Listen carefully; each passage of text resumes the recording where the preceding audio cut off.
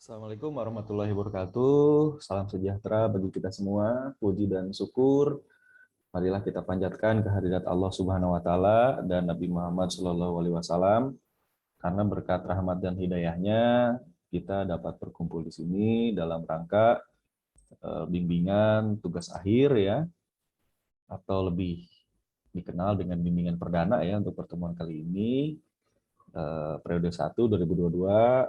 Perkenalkan, saya dosen pembimbing. Nama saya Agung Baitul Hikmah dan rekan saya Pak Taufik Wisono, di mana kami berdua ya akan membimbing teman-teman pada tugas akhir periode 1 2022. Ya, sekali lagi saya ucapkan selamat kepada teman-teman yang bisa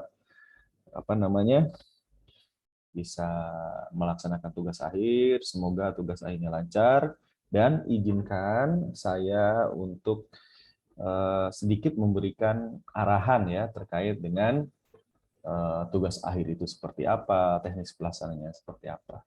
Baik teman-teman, mohon maaf saya izin share screen-nya ya. Terlebih dahulu teman-teman wajib mengisi absensi ya. Absensi ini diperlukan untuk pengecekan dan sebagai bahan POM konsultasi yang nantinya teman-teman bisa salin di POM konsultasinya berapa kali bimbingan yang sudah teman-teman kerjakan. Nah, untuk bimbingan sendiri aturannya yaitu 8 kali teman-teman. Jadi minimal itu 8 kali bimbingan baru dia sah untuk melaksanakan sidang nantinya. Tapi dengan catatan ke-8 bimbingan itu telah ACC baik dari pembimbing 1 maupun pembimbing 2. Nah, teman-teman silakan absensi dulu, karena absensi ini selain sebagai POM konsultasi tadi juga sebagai monitoring kami sebagai pembimbing sampai sejauh mana teman-teman mengerjakan tugas akhirnya. Kemudian sumber pedoman tugas akhir teman-teman bisa dapat dari mana ya? Teman-teman bisa dapat dari website student.bsi.ac.id, atau kalau saya sendiri dan Pak Topik mendapatkannya di staff.bsi.ac.id. Jadi untuk teman-teman silakan download, ada di menu ruang tugas akhir ya.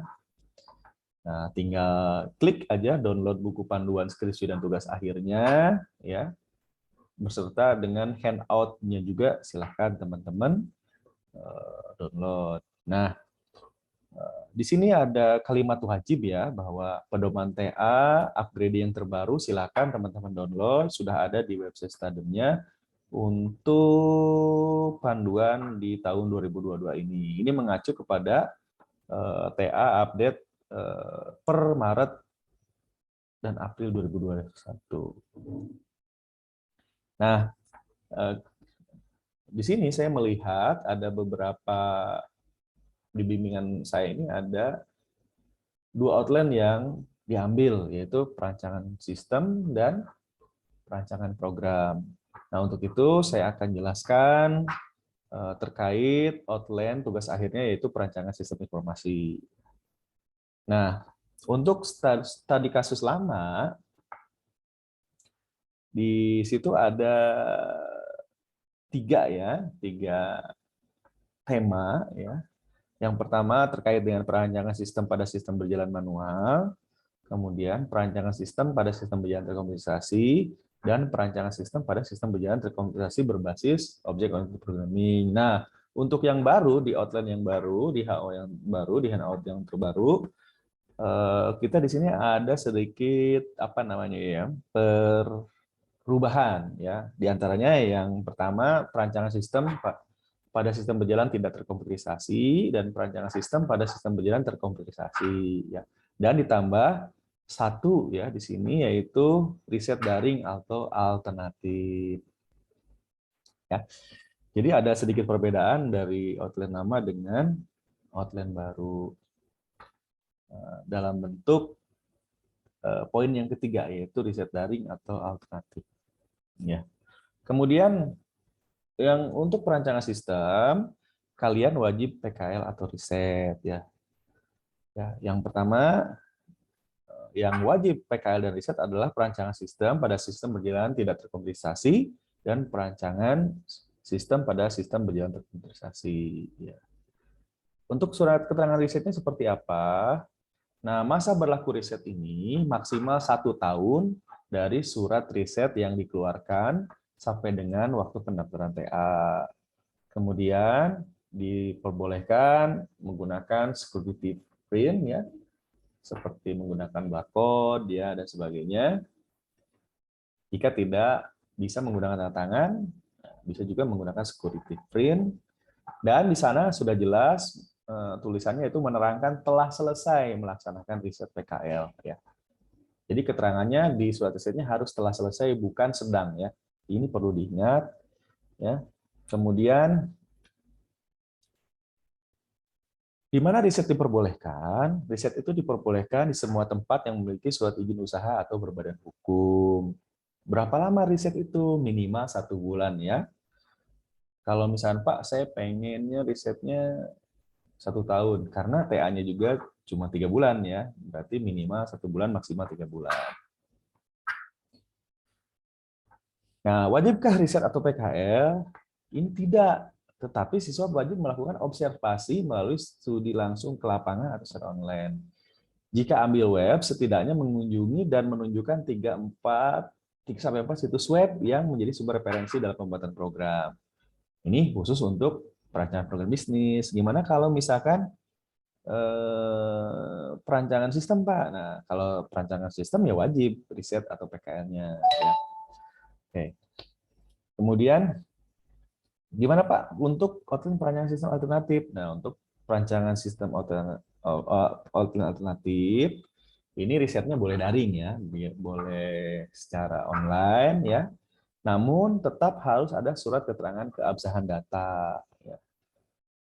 Atau disebut juga dengan surat riset juga sih.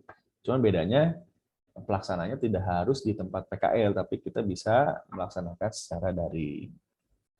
Nah, ada berapa bab terkait dengan studi kasus PKL riset untuk perancangan sistem? Ini ada 5 bab ya. Yang pertama pendahuluan, yang kedua landasan teori, yang ketiga analisis sistem berjalan, yang keempat perancangan sistem usulan, dan yang terakhir yaitu penutup. Nah, ada 5 bab di sini yang harus teman-teman kerjakan untuk perancangan sistem informasi dengan studi kasus PKL atau riset. Nah, apa yang berbeda dengan TA sebelum-sebelumnya? Nah, ini terletak di poin 3.7 ya. Di poin 3.7 ini ada antarmuka program sistem berjalan. Jadi ditambahin 1 poin yaitu 3.7, di mana di situ ada perbedaan dengan outline sebelumnya, yaitu di 3.7 kita update menjadi antarmuka program sistem berjalan. Nah, kemudian yang sudah terkomputerisasi, ini yang sudah terkomputerisasi ya. Kalau ini yang belum atau sudah terkomputerisasi juga, terletak perbedaannya yaitu di bab 4, yaitu poin 4.3, yaitu pengujian rancangan antarmuka. Kalau sebelumnya tidak ada, nah sekarang ada poin 4.3 yaitu pengujian rancangan antarmuka. Nah, seperti ini ya. Belum terkomputerized dan sudah terkomputerisasi ya. Kalau belum, ini terletak di poin 4.3-nya yaitu pengujian rancangan antarmuka. Kalau terkomputerisasi di poin 3.7 yaitu antarmuka program sistem berjalan. Nah, kemudian kalau yang studi kasus riset daring atau alternatif gimana Pak? Nah, di sini hanya 4 bab saja ya. Di mana bab pertama ini bersifat pendahuluan, bab 2 landasan teori, bab 3 pembahasan, dan bab 4 penutup. Bedanya dengan yang PKL riset tadi 5 bab, sedangkan yang riset daring alternatif hanya 4 bab. Isinya apa saja? Isinya perbedaannya itu di pembahasan. Di pembahasan dia hanya menjelaskan tentang metode pengembangan perangkat lunak dan tahapan pengembangan lunak. Mungkin ini lebih simpel dibanding dengan riset PKL atau riset. Nah, apa metode yang digunakan? Di sini kan ada metode ya. Di perancangan sistem berbasis riset daring ada metode. Nah, metodenya apa saja nih Pak? Nah, ini perbedaannya kita hanya ada metodenya. Teman-teman bisa menggunakan metode waterfall atau prototyping model atau R&D atau agile software development atau yang lainnya. SDLC dan sebagainya ya, itu bisa kita gunakan untuk penjelasan di bab 3 yaitu pembahasan. Kemudian kalau prototipe gimana? Kalau prototipe adanya rancangan sistem usulan, ya, kemudian antar muka sistem dan bisa dioperasikan dan diuji. Nah, prototipenya bentuknya seperti apa? Bentuknya seperti ini rancangan antar mukanya.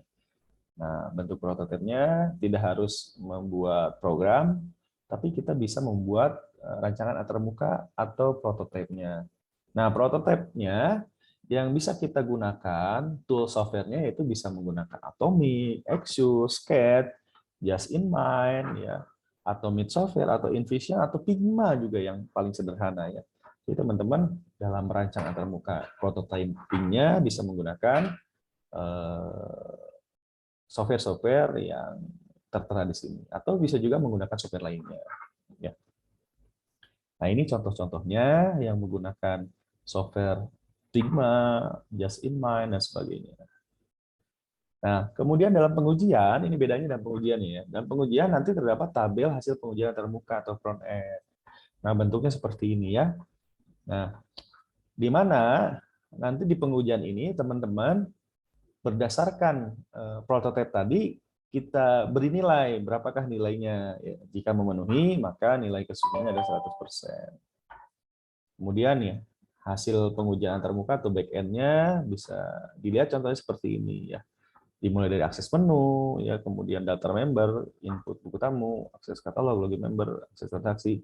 Nah, participation-nya berapa ya? Minimal 10 partisipannya, 10 partisipan yang mengisinya. Kemudian 3 pilihan outline tadi sudah ya, belum terorganisasi, sudah terorganisasi, dan alternatif tadi. Nah, untuk mockup dan prototipe-nya, penekanan lusunya dapat menghasilkan apa nih di sistem informasi? Nah, dapat menghasilkan mockup prototipe ya, yang sesuai dengan analisa kebutuhan sistem. Ya, nanti teman-teman bisa menggambarkan penggambarannya menggunakan UML ya, United Modeling Language, atau menggunakan IRD atau Entity Relationship Diagram atau RLS, Logical Record Structure ya. Nah, ini ya. Jadi diharapkan nanti teman-teman lulusannya dapat menghasilkan mock-up prototipenya ya. Kemudian perancangan program ya. Saya lihat ada satu orang yang mengambil perancangan program nih. Nah, ini dibagi menjadi 2 nih, perancangan program bisnis, perancangan program game. Penekanannya apa? Kalau program bisnis, tadi kan kalau sistem informasi menghasilkan mockup ya. Kalau ini kita dapat menghasilkan aplikasi ya, sesuai dengan hasil kebutuhannya. Tadi sama aja dibuat dengan UML, RD, LRS. Ya. Atau bisa juga lewat referensi atau jurnal yang digunakan oleh mahasiswa sebagai referensi dalam pembuatan tugas akhir. Nah, jika teman-teman tidak riset, ini wajib mencantumkan tempat observasi ya pada TA-nya. Nah, garis besar outline perancangan program tadi kan sudah ya, perancangan sistem. Nah, perancangan program gimana Pak? Pada halnya sama, cuman perbedaan dari jumlah babnya. Kalau perancangan program bisnis ya, terdiri 4 bab, pendahuluan, landasan teori, pembahasan, dan penutup. Sementara program game, pendahuluan, landasan teori, pembahasan, penutup. Ini sama saja ya, namun perbedaan dari jumlah bab untuk yang PK riset di sistem informasi, tapi sama dengan jumlah bab di alternatif. Nah, tidak riset atau wajib observasi ini, perbedaannya apa Pak? Perbedaannya di bab 3 ya. Kalau observasi, hasil observasi atau literasi proses bisnis sejenis, dan kemudian di poin 3.2 ada analisa kebutuhan. Sementara kalau melakukan riset, adanya tinjauan perusahaan, di situ adanya sejarah perusahaan, struktur organisasi, dan analisa kebutuhan. Nah, kalau perancangan program gimana Pak? Perancangan program juga sama ya, cuma di sini mahasiswa ini tidak diwajibkan riset, tapi observasi aja. Jadi teman-teman kalau program ini tidak memerlukan surat keterangan riset. Ya, nanti tujuannya apa Pak? Tujuannya hanya membandingkan bisnis proses yang berlangsung pada satu tempat dengan tempat yang lain. Nah, di sini mahasiswa ditekankan wajib melampirkan dokumen bukti wawancara dalam bentuk kuesioner. Jadi teman-teman nanti buat kuesionernya terkait dengan observasi tersebut. Nah, kalau misalkan game ya, kita harus menambahkan atribut-atribut game. Tapi di sini nggak ada game ya. Kita lewat saja. Nah, ini contohnya ya, teman-teman. Contoh apa namanya, desain judul, tugas akhir, dan lembar pengesahannya. Ya. Oke, terima kasih. Itu mungkin materi dari saya.